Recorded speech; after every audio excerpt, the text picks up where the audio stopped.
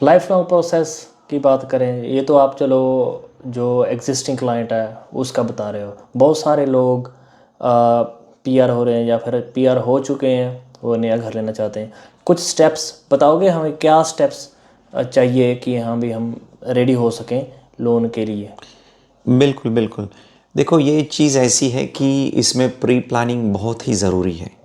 अगर कोई भी अभी बंदा परमानेंट रेसिडेंसी की फ़ाइल डाली हुई है, अभी वो पीआर नहीं है, अगर आने वाले 3 महीने 6 महीने के बाद भी पीआर उसका आने वाला है, एक्सपेक्ट कर रहे हैं, या अभी जस्ट वो परमानेंट रेसिडेंट बने हैं ये कंट्री के, तो कॉन्ग्रेचुलेशंस। एक तो ये ब्यूटीफुल कंट्री के पीआर के लिए एलिजिबल होने के लिए।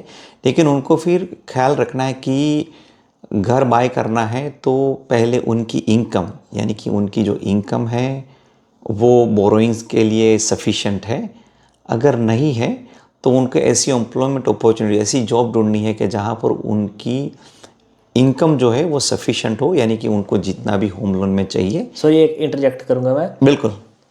एक क्लाइंट ने अपनी जॉब ही चेंज की थी, वो माइनिंग में फाइफो वर्कर था, उसने चेंज की कैजुअल इधर लोकल, मगर पे स्केल बहुत बड़ी था क्योंकि जो घर उसे चाहिए था वो पुरानी इनकम से नहीं हो रहा था। बिल्कुल, तो उसको हायर इनकम के लिए कैजुअल इनकम में चेंज किया फिर उसने। वो कह रहा था कि जब हो गया उसका सब होम लोन फिर वो वापस उधर चल जाएगा, ऐसा उसका प्लान था।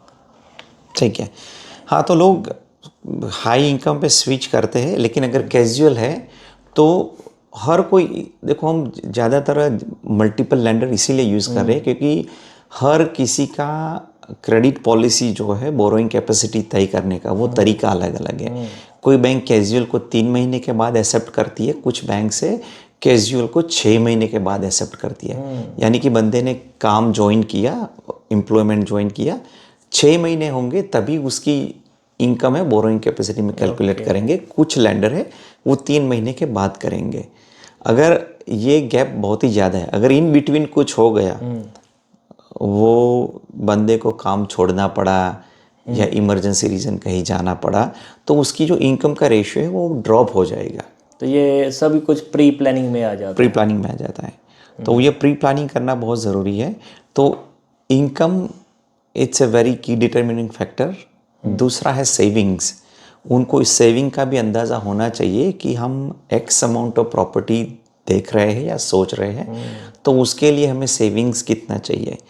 Bank deposit, stamp duty, settlement agent charges, तो वो पहले से प्री प्लान करके रखें। क्योंकि ज़्यादातर मैंने डिसअपॉइंटमेंट देखा है कि लोग सीधा ये कुछ लेग वर्क या होम वर्क किए बिना प्रॉपर्टी देखने चले जाते हैं।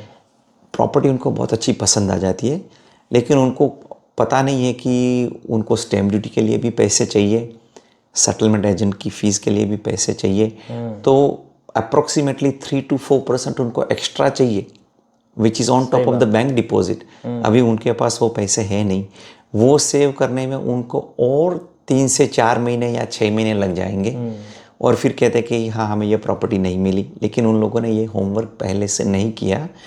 तो मैं हर किसी को यही अर्ज करता हूँ कि अगर आपका प्लान है फ्यूचर में प्रॉपर्टी परचेज़ करने का या एक्सप्लोर करने का, तो आप ये चीज़ें ज़रूर ध्यान में रखें। इनकम, सेविंग्स और आपकी क्रेडिट हिस्ट्री, ये 3 चीज़ें बहुत ही की डिटरमिनेंट फैक्टर है।